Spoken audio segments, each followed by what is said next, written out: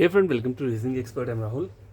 आज का नया टॉपिक स्टार्ट किया है एसएससी रीजनिंग में सिटिंग अरेंजमेंट। ठीक है, और ये टॉपिक बैंकिंग में भी आता है, तो हम बैंकिंग वाला लेवल का नहीं पढ़ेंगे, हम एसएससी वाला ही पढ़ेंगे। ठीक है, और देखो इसमें थोड़ी प्रॉब्लम रहती है क्योंकि मैं पूरा पूरा तो लिख नहीं सकते, क्योंकि इनका जो वो रहता है डायरेक्शन रहता है वही इतना लंबा रहता है। तो मैं क्या करूँगा कि डायरेक्शन की फ़ोटो लेके, ठीक है, उसको जैसे वीडियो में एडिट करूँगा तो ऊपर मतलब क्वेश्चन आ जाएगा और नीचे यहाँ पे मैं सॉल्व करके बता दूंगा। ठीक है, तो पहले तो बेसिक बता देता हूँ। बेसिक होता क्या है, देखो सिटिंग अरेंजमेंट में टाइप्स जो रहती हैं। ठीक है, पहले तो आप ये देख लो। ठीक है, इसमें कुछ टाइप्स रहती है, मतलब किस टाइप्स के क्वेश्चन रहते हैं। ठीक है, तो एक होता है सर्कुलर। ठीक है, सर्कुलर सिटिंग अरेंजमेंट एक ये टाइप का क्वेश्चन रहता है, या फिर क्या रहता है लीनियर अरेंजमेंट। ठीक है, लीनियर सिटिंग अरेंजमेंट, या फिर नंबर 3 जो रहता है वो क्या रहता है रेक्टेंगल।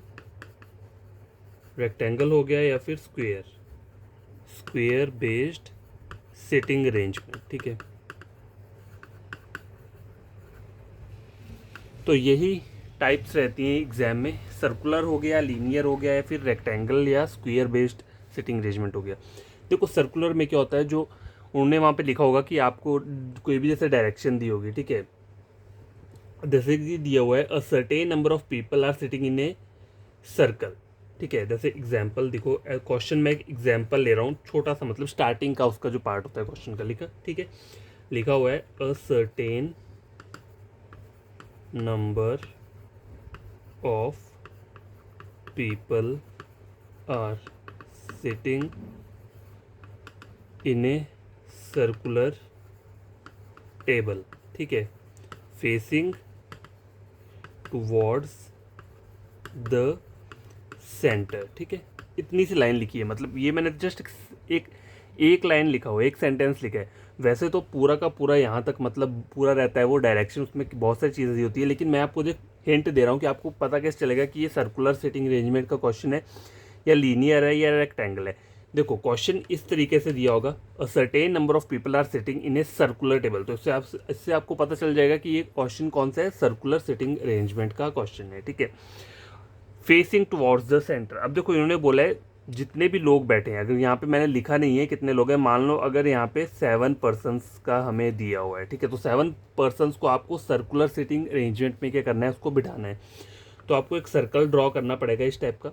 ठीक है, और उन्होंने बोला क्या है, सर्कुलर सिटिंग, ये तो मैंने बना लिया circular table, facing toward the centre. तो ये 7 पर्सन है, वो कहाँ देख रहे होंगे, सेंटर की तरफ देख रहे होंगे, मतलब अंदर को। ये सेंटर होता है ये। ठीक है, तो सबके सब अंदर को फेस करेंगे। ठीक है, तो मैं आपको एक पहले स्टार्टिंग का, अगर कोई नया पर्सन है, कोई नया एस्पिरेंट पढ़ रहा है आज, ठीक है, मतलब सिटिंग अरेंजमेंट उन्हें कभी आज तक नहीं देखा है, ठीक है, कभी तक पढ़ा भी नहीं है सिटिंग अरेंजमेंट, तो आपको करना क्या है, आपको ऐसा सर्कल ड्रॉ कर लिया आपने। जब आप प्रैक्टिस करोगे, मैं ये प्रैक्टिस करने की बात कर रहा हूँ। ठीक है, ये सर्कल ड्रॉ कर लिया, 7 पर्सन को आपको बिठाना है। तो पहला पर्सन मैंने यहाँ बिठा दिया। ठीक है, दूसरा पर्सन मैंने यहाँ बिठा दिया, तीसरा मैंने यहाँ बिठा दिया, फोर्थ मैंने यहाँ बिठा दिया, फिफ्थ, सिक्स्थ और सेवन्थ।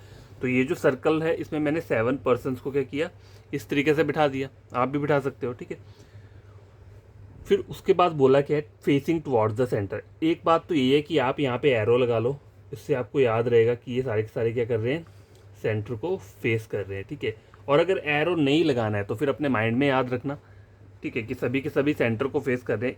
इसका रूल क्या होता है, देखो इसकी यूसेज क्या है, मतलब यूज़ कहाँ पे होगा। देखो अगर कोई सेंटर को फेस कर रहा है तो उसका राइट और लेफ्ट कैसे होगा। देखो अगर मान लो इस पर्सन की बात करते हैं, इसको मैंने मान लिया क्यू। ठीक है, तो क्यू, अगर क्यू के राइट में, क्यू का राइट क्या है, अब अगर मैं बोलूँ जाइए ये क्यू है, क्यू कहाँ देख रहा है, सेंटर को। मतलब जैसे ये पेन दिख रहा है आपको, पेन की डायरेक्शन मैंने ये लिखी है। ठीक है, ये पेन है। ठीक है, तो अभी इसका पॉइंट क्या है, मतलब कौन सी डायरेक्शन है ये। ऐसे अगर मैं नॉर्मल आपको बता रहा हूँ, देखो ये वाली डायरेक्शन क्या है, वेस्ट वाली डायरेक्शन है, लेकिन मैं वो सब चीज़ें नहीं बता रहा हूँ यहाँ पे। ठीक है, मुझे ये बताना है कि इसका लेफ्ट और राइट कौन सा है। तो देखो अगर पेन की डायरेक्शन ये है तो ये चीज़ क्या हो जाएगी इसकी, मतलब ये वाला चीज़, ये लेफ्ट हो गया। ठीक है, अगर मैं मान लो ये इस वाले डायरेक्शन में जा रहा हूँ तो ये लेफ्ट हो गया, राइट क्या हो जाएगा, ये वाला हो जाएगा। ठीक है, तो बस यही आपको चीज़ याद रखनी है। ठीक है, लेफ्ट और राइट की। क्यू का राइट क्या है, ये, ठीक है। क्यू का लेफ्ट क्या है, ये, ठीक है। उसमें से उसी तरह से कोई भी पर्सन हो, अगर मान लो यहाँ पे एम बैठा हुआ है तो एम का, ठीक है, देखो ये राइट है, सॉरी, ठीक है, ये राइट है और ये लेफ्ट है, ठीक है। अब एम का राइट देखोगे तो क्या हो जाएगा, ये एम का राइट ये जा रहा है और एम का लेफ्ट क्या जा रहा है, ये जा रहा है। उस तरह से जो भी पर्सन बैठा है उसका राइट और लेफ्ट आपको पता होना चाहिए, क्योंकि यही चीज़ें क्या होती है क्वेश्चन में थोड़ा कन्फ्यूज़न क्रिएट करती है, ठीक है। राइट लेफ्ट का पता चल गया, लेकिन ये बात हम कब कर रहे हैं, जब ये कहाँ देख रहे हैं, ये अभी सेंटर को देख रहे हैं। कभी कभी क्वेश्चन में पता क्या आता है, देखो क्वेश्चन ऐसा ही रहेगा 1 2 3 4 5 6 7, ठीक है, 7% है, लेकिन उन्होंने यहाँ पे क्या बोला होगा, फेसिंग टुवर्ड्स द सेंटर नहीं लिखा होगा, facing outside the centre. Towards की जगह इन्होंने हटा के आउटसाइड लिखा होगा। तो आउटसाइड का मतलब क्या होता है, मतलब बाहर की तरफ को देख रहे हैं ये बंदे, ठीक है। ये जो लोग हैं ये कहाँ देख रहे हैं, बाहर को देख रहे हैं। फेसिंग टुवर्ड्स द सेंटर का मतलब होता है अंदर की तरफ देख रहे हैं। फेसिंग आउटसाइड द सेंटर का मतलब है बाहर को देख रहे हैं। जब अंदर को देखते हैं तो लेफ्ट क्या रहता है, ये रहता है, राइट रहता है ये। लेकिन जब आप बाहर को देख रहे हो, जब बाहर को देखते हो तो क्या होता है, लेफ्ट और राइट चेंज हो जाता है। उस टाइम पे क्या होता है, लेफ्ट आपका क्या आता है, ये आता है, और राइट वाली डायरेक्शन क्या आती है, ये आती है, ठीक है। क्योंकि देखो अगर मैं यहाँ को देख रहा हूँ तो ऑब्वियसली मेरा राइट ये रहेगा और मेरा लेफ्ट क्या रहेगा, ये रहेगा। अगर मैं ये वाला पर्सन हूँ सपोज करो, तो मेरा राइट क्या रहेगा, ये रहेगा, और मेरा लेफ्ट क्या रहेगा, ये रहेगा, ठीक है। तो इनसाइड के लिए लेफ्ट और राइट अलग रहता है और आउटसाइड के लिए लेफ्ट और राइट के रहता है अलग रहता है। तो एक और चीज़ भी आप याद रख सकते हो, जैसे देखो अगर फेसिंग टुवर्ड्स द सेंटर है, ठीक है, तो आपका जो लेफ्ट रहेगा वो क्या रहेगा, क्लॉकवाइज डायरेक्शन में, और राइट क्या रहेगा, एंटी क्लॉकवाइज डायरेक्शन में, ठीक है। और इसमें क्या रहेगा आपका, यहाँ पे आउटसाइड वाले में रहेगा राइट आपका क्या रहेगा, क्लॉकवाइज डायरेक्शन रहेगा, और ये कौन सी रहेगी, लेफ्ट वाली एंटी क्लॉकवाइज डायरेक्शन रहेगी, ठीक है। तो आई होप आपको ये बेसिक चीज़ें समझ में आ गई होंगी सर्कुलर सिटिंग अरेंजमेंट में कि क्या क्या चीज़ें रहती हैं। थोड़ा आगे और बता देता हूँ मैं। देखो जैसे सपोज करो यहाँ पे एक मैंने सर्कल लिया हुआ है, यहाँ पे मैंने 5 पर्सनस को बिठाया हुआ है, ठीक है। ये मैंने 5 पर्सनस को बिठा दिए यहाँ पे, ठीक है। अब ये सब के सब क्या कर रहे हैं, फेस कर रहे हैं सेंटर को। तो मैंने ये ड्रॉ कर लिया, इससे मुझे याद रहेगा कि सभी के सभी कहाँ हैं, अंदर की तरफ को देख रहे हैं। वैसे अगर आप ये ड्रॉ नहीं भी करोगे तब भी कोई प्रॉब्लम नहीं है, लेकिन कोई अगर आप न्यू स्टूडेंट हो तो आपको थोड़ा इस तरीके से समझोगे तो थोड़ा समझ में आ जाएगा, ठीक है। तो इसलिए मैंने अंदर को एरो लिया हुआ है, लेकिन आपको जब प्रैक्टिस हो जाएगा तो आपको एरो लेने की ज़रूरत नहीं है। आपको सिर्फ ये सर्कल ड्रॉ करना है और इस तरीके से 8 मतलब जितने भी पर्सनस बोले हैं, अगर 8 बोले हैं तो 8 बिठा दो, उनको ऐसे ही आपने बनाना है। फिर आपको एरो लगाने की ज़रूरत नहीं है, वो टाइम वेस्ट करता है, ठीक है। ये जस्ट बेसिक बता रहा हूँ स्टार्टिंग में, जब आप नया नया टॉपिक कोई भी स्टार्ट करते हो तो आपको इस तरीके से क्या करना चाहिए, पढ़ना चाहिए। तो ये मैंने बना दी यहाँ पे। अब देखो एक बात बताता हूँ, ये सब के सब सेंटर को फेस कर रहे हैं, ठीक है। अब यहाँ पे एक स्टेटमेंट दी है कि जैसे कि अ certain number of people, sorry लिख देता हूँ 1 2 3 4 5, ठीक है, 5 person are sitting around a circular table facing the center, ठीक है। ये आपको एक क्वेश्चन दिया हुआ है, ठीक है। 5 person are sitting around a circular table facing the centre. तो ये मैंने बना दिया 1 2 3 4 5, और सबके सब सेंटर को देख रहे हैं, ठीक है। अब देखो आगे एक लाइन में लिखता हूँ, A sits second to the right of B, ठीक है। ये एक स्टेटमेंट लिखी है। तो आप ये स्टेटमेंट को उस डायग्राम में कैसे ड्रॉ करोगे, देखो ए को क्या बोला है, देखो A sits second to the right of B. अगर मान लो बी ये है, ठीक है, ये बी है, तो बी के राइट में कौन, सेकंड राइट पे कौन बैठा है, ए बैठा है, ठीक है। यही बोला है ना उन्होंने, बी के फर्स्ट सेकंड राइट पे कौन बैठा है, ए बैठा है, ठीक है। तो आप इसको यहाँ पे ड्रॉ कैसे करोगे, देखो बी को आप कहीं जहाँ मर्जी रख सकते हो, क्योंकि यहाँ पे मुझे बी का कोई ऐसे एग्जैक्ट पोजीशन नहीं बोला है कि बी को यहाँ होना है या फिर बी को यहाँ आना चाहिए या बी को यहाँ चाहिए। बी को आप जहाँ मर्जी रख सकते हो, ठीक है।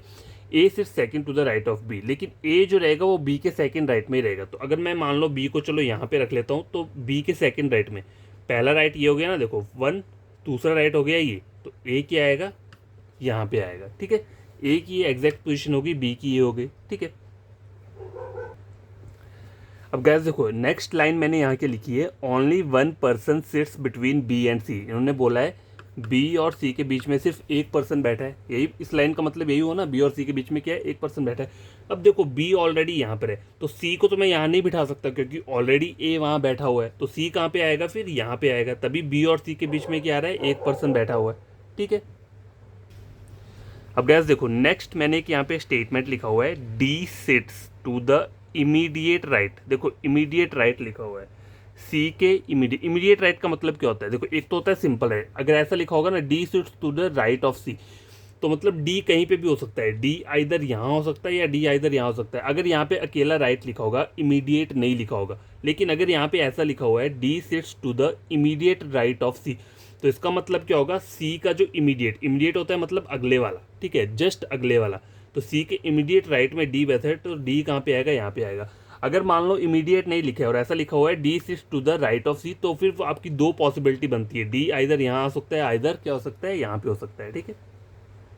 गैस देखो ये लास्ट वाला स्टेटमेंट है, देखो यहाँ के लिखा हुआ है F sits to the right of B, ठीक है, एफ जो है वो कहाँ बैठा है, बी के राइट में बैठा है। अब देखो बी के राइट में सिर्फ यही एक प्लेस बचता है, बाकी सबके सब क्या है, ऑक्यूपाई हो चुके हैं, तो एफ क्या आ जाएगा, यहाँ पे आ जाएगा। तो ये आपका फाइनल डायग्राम बन के आ चुका है। ये मैंने स्टेटमेंट खुद से लिखे हैं आपको जस्ट बताने के लिए, ठीक है, कि आपको डायग्राम ड्रॉ कैसे करना है सर्कुलर सेटिंग अरेंजमेंट का। अगर आपको कोई क्वेश्चन आता है तो आपको वो इस तरीके से क्या करना है, उसे ड्रॉ करना है, ठीक है। और देखो इमीडिएट राइट और सिंपल राइट इन दोनों में डिफरेंस है, ठीक है, ये बात याद रखना। देखो अगर लिखा है ना D sits to the immediate right of C, ठीक है, अगर मान लो सी यहाँ पे है, सपोज करो, ठीक है, अगर सी यहाँ पे लिखा है तो डी कहाँ बैठेगा, D sits to the immediate right, मतलब सी का इमीडिएट राइट क्या होगा, अगर सी सेंटर को देख रहा है, मतलब सर मान लो सभी के सभी सेंटर को देख रहे हैं, तो यहाँ इन्होंने लिखा है, अगर लिखा है D sits to the immediate right of C, immediate right का मतलब क्या होता है, जस्ट अगले वाला, ठीक है, तो सी के जस्ट अगले वाला ये है, तो डी कहाँ रहेगा, यहाँ पे रहेगा। अगर स्टेटमेंट में ऐसा लिखा हुआ है D sits to the right of C, ठीक है, इन दोनों में डिफरेंस है, ठीक है, इन दोनों स्टेटमेंट्स में डिफरेंस है, ठीक है। अगर ये वाला लिखा है D sits to the right of C, तो फिर डी कहाँ हो सकता है, इधर यहाँ हो सकता है, यहाँ हो सकता है, यहाँ हो सकता है, यहाँ हो सकता है, यहाँ हो सकता है, या फिर यहाँ हो सकता है, फिर डी कहीं भी हो सकता है, फिर वो पॉसिबिलिटी बन जाती है, ठीक है। समझ आ गई बात। अगर इमीडिएट राइट लिखा तब तो आपको कंफर्म है कि अगला ही है इससे बैठा हुआ, ठीक है, लेकिन अगर ऐसा लिखा है D sits to the right of C, तो फिर राइट तो बहुत सारे हैं, फिर तो वो कहीं पे भी हो सकता है, ठीक है। तो ये सब चीज़ें आपको याद रखनी है, और जितना आप प्रैक्टिस करोगे ना उतना ही आपको क्या है, ये चीज़ें माइंड में रहेंगी। गैस देखो ये क्वेश्चन है, एक तो ये इतने लंबे क्वेश्चन होते हैं ना सेटिंग अरेंजमेंट के कि मुझे लिखने में ही इतना मतलब टाइम लग गया। देखो ये क्वेश्चन लेकर आया हूँ सेटिंग अरेंजमेंट का, सर्कुलर सेटिंग अरेंजमेंट का क्वेश्चन है ये, ठीक है। 6 स्टूडेंट्स, देखो अब यहाँ पे स्टूडेंट्स को ABCD नहीं बोला हुआ है, यहाँ पे इनके नाम लिखे हुए हैं। 6 स्टूडेंट्स कौन कौन से हैं, श्री, दयाल, शारदा, तृप्ति, सृष्टि एंड मंजू, ठीक है, are sitting around a circular table facing the centre, ठीक है। आगे लिखा है not necessarily in the same order, इसका मतलब क्या होता है कि ऐसे सेम ऑर्डर में नहीं बैठेंगे वो, ठीक है, ये मत समझ लेना, तभी इन्होंने इसको ब्रैकेट में लिखा है not necessarily in the same order. इसका मतलब है कि ऐसा नहीं है कि सर्कुलर सिटिंग अरेंजमेंट को करके इनको सेम ऑर्डर में बिठाना है, ठीक है। आपको करना कुछ नहीं है, देखो आपको एक डायग्राम बनाना है, उसके साथ साथ एक और डायग्राम बनाना है, क्यों, क्योंकि पॉसिबिलिटी भी रहती है, तो पॉसिबिलिटी के लिए हम दूसरा डायग्राम फॉलो कर सकते हैं। तो 6 बोला हुआ है, तो 1 2 3 4 5 6, ठीक है, 1 2 3 4 5 6 ये मैंने बना लिया। अब मुझे पता है सबके सब सेंटर को फेस कर रहे हैं, तो मुझे एरो बनाने का ज़रूरत नहीं है, ठीक है, चाहो तो बना सकते हो अंदर को एरो बनाना हो, लेकिन वो टाइम वेस्ट वाला प्रोसेस है। अब देखो आगे पढ़ो, यहाँ लिखा क्या है, स्टेटमेंट यहाँ से स्टार्ट होती है, Shri is an immediate neighbour of both Dayal and Tripti, ठीक है। इसका मतलब क्या है, अगर मैं श्री को यहाँ बिठाता हूँ, ठीक है, ये श्री, तो श्री के इमीडिएट नेबर कौन कौन है, देखो Shri is an immediate neighbour of both Dayal और क्या बोला उन्होंने, तृप्ति। लेकिन डायरेक्ट इसी पैटर्न में नहीं बैठेंगे, देखो एक तो पॉसिबिलिटी ये होगी, एक पॉसिबिलिटी क्या हो सकती है कि सृष्टि क्या है, सॉरी श्री क्या है यहाँ पे बैठी है, लेकिन इसके नेबर बदल जाएंगे। यहाँ पे मैंने क्या लिखा हुआ है, दयाल लिखा है, तो दयाल मैं यहाँ पे लिख सकता हूँ और तृप्ति यहाँ पे लिख सकता हूँ, तो यहाँ पे ये दो पॉसिबिलिटी बन रही है, ठीक है। तो मैं क्या करूँगा, इस वाले डायग्राम में यहाँ पे क्या कर लूँगा, श्री को लिख लिया मैंने यहाँ पे, ठीक है, और दयाल को यहाँ लिख लिया, ठीक है, और तृप्ति मैंने क्या कर लिया, यहाँ पे लिख लिया। और इस डायग्राम में क्या करूँगा, मैं श्री को मैं एज इट इज़ यहीं पे लिखूँगा, लेकिन यहाँ पे मैंने तृप्ति लिखा है, तो यहाँ पे क्या लिखूँगा, मैं दयाल लिखूँगा, और तृप्ति को क्या करूँगा, यहाँ पे ले जाऊँगा, ठीक है। तो ये दो पॉसिबिलिटी की डायग्राम बन गई मेरी। अब देखो Manju is sitting second to the right of Dayal, देखो अगर दयाल यहाँ पर है तो सेकंड राइट पे मंजू नहीं आ पाएगा, देखो क्योंकि यहाँ इस वाले डायग्राम में क्या है, तृप्ति बैठी है, तो इसका मतलब ये दयाल यहाँ पे नहीं आएगा, तो ये डायग्राम मेरा क्या हो गया, गलत हो गया। यहाँ मुझे पता चल गया ना, देखो यहाँ बोला है इन्होंने Manju is sitting second to the right of Dayal. अगर मैंने इस डायग्राम में दयाल को यहाँ लिखा है तो इसके सेकंड राइट पे मंजू यहाँ आना चाहिए, लेकिन इस वाले डायग्राम में यहाँ पे तृप्ति ऑलरेडी आ रहा है, इसलिए दयाल इस पोजीशन पे नहीं आ सकता। अगर मैंने दयाल को यहाँ रखा है तो इसके सेकंड राइट पे कौन आ रहा है, यहाँ पे मंजू। ठीक है, ठीक है, मंजू आ रहा है, तो यहाँ पे आप इसको बिठा सकते हो, क्योंकि यहाँ पे क्या है, ओवरलैपिंग नहीं हो रहा है, लेकिन यहाँ पे ओवरलैपिंग हो रहा था, क्योंकि यहाँ पे तृप्ति ऑलरेडी बैठी थी, और यहाँ पे क्या बोल रहा था कि दयाल के सेकंड राइट पे मंजू बैठा है, तो इस डायग्राम में तो वो पॉसिबल नहीं है, इसलिए मैंने इसको क्या किया, गलत कर दिया। अब मेरी सिर्फ एक डायग्राम बचती है, तो मैं इसके ऊपर ही फोकस करूंगा। ठीक है, यहाँ तक बन गया। अब आगे क्या बोला है, Srishti is an immediate neighbour of both Manju and Tripti. Both Manju और तृप्ति, देखो मंजू और तृप्ति का बोला है इन्होंने, Srishti is an immediate neighbour of both Manju and Tripti, तो मंजू यहाँ पे है, तृप्ति यहाँ पे है। ठीक है, तो सृष्टि कहाँ आ जाएगी, सृष्टि यहाँ पे आ जाएगी, और एक बचता है, कौन कौन बचता है, देखो श्री हो गया, दयाल हो गया, शारदा बचती है, तो शारदा जो एक बचा है वो इसी पोजीशन पे आएगा। ठीक है, तो ये फाइनल डायग्राम आपका बन चुका है। ठीक है, ये बना आपको फाइनल डायग्राम। अब बोला क्या है, who is an immediate neighbour of Sharda. देखो शारदा का इमीडिएट नेबर कौन है, देखो यहाँ पे मंजू भी इमीडिएट नेबर है और दयाल भी इमीडिएट नेबर है। ठीक है, तो आपको अपने ऑप्शंस देखने हैं, उसमें ऑप्शंस में क्या लिखा हुआ है। देखो अब मेरे को ऑप्शंस में तृप्ति दी है, तो तृप्ति तो नहीं है, मंजू और दयाल दिया हुआ है। देखो शारदा के इमीडिएट नेबर एक कौन बन रहा है, मंजू बन रहा है, जो कि कहाँ बन रहा है, देखो राइट साइड पे बन रहा है, और लेफ्ट साइड पे दयाल बन रहा है, लेकिन दो दो आंसर तो नहीं हो सकते, तो इनमें से कोई एक ही होगा, तो हम अपने ऑप्शन चेक करेंगे। तृप्ति दिया है, ये नहीं है, दयाल दिया है, ये दयाल दिया हुआ है, और एक सृष्टि दी है और श्री दी है। तो देखो श्री यहाँ पे आ रहा है, सृष्टि कहाँ पे आ रहा है, यहाँ पे आ रहा है, तो ये दोनों ऑप्शन नहीं है, ये भी नहीं है, रहता क्या है, सिर्फ दयाल बचता है। तो दयाल देखो इसका इमीडिएट नेबर क्या है, बन रहा है, तो यहाँ पे जो ऑप्शन रहेगा वो क्या रहेगा, ऑप्शन नंबर बी।